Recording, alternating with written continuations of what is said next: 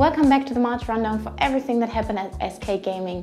When March started off with week 7 of the LEC regular season with losing versus Excel and winning against G2, people started questioning how can you lose against the second worst team in the league but win against the best one. And the following week as well showed SK's inconsistency by losing to both Origin and Splice, the last chance to get into playoffs by themselves.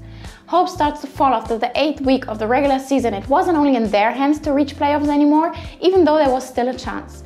The first match of the last week against Rogue was a close race between the games, but slowly led to a win for SK and the first win to make a playoff spot possible.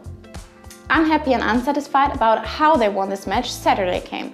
And they didn't only defeat Vitality, they did it the fastest way possible and cracked the record for the shortest game in EU LCS LEC history by finishing them in 20 minutes and 19 seconds. With complicated twists concerning the standings in the table, let's just sum it up that Schalke went 1-1 out of the weekend and so was tied with SK. And since there was only one tiebreaker to play, it was played at the same night.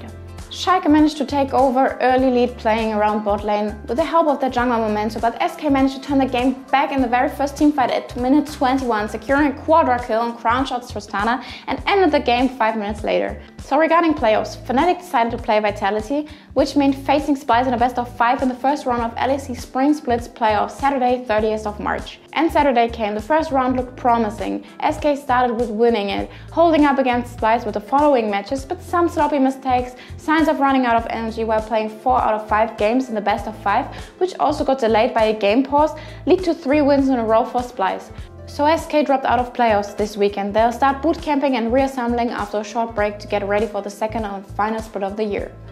The SK Prime League of Legends team had a rough month as well. They qualified for the Summoners in League playoffs, who went all throughout March and got their finals in April, where they took down Ad Hoc in a nerve-wracking 3-2 and won their first title. They also qualified for ESL Meisterschaft Spring Split finals. They are going down in the beginning of April in Düsseldorf, Germany. And there was the last stop of the Premier Tour, this time in the LEC studio in Berlin, where SK Prime dropped out of semifinals versus Ad Hoc and then again lost the third place match versus Mouse, which means that they have to play play-ins for EU Masters instead of getting a direct spot. EU Masters play-ins are starting in the second week of April. Considering SK's Smite department, the Smite Pro League started in the last week of March. The first round is going 13 weeks with 10 participating teams, and unfortunately they lost the debut 0-3 versus Pittsburgh Knights. SK FIFA qualified for playoffs in the Virtual Bundesliga after achieving 10th place, where the competition switched over to a single-player format. Prey and Dolomite couldn't get a win there and dropped out of top 16, so that SK isn't participating in the grand final. And not to forget our Clash Royale team. Clash Royale League will return end of May, and for now we are currently exploring options and are in talks with new players. That's all for now. You find all the links in the description box below. Thanks for tuning in. See you next time.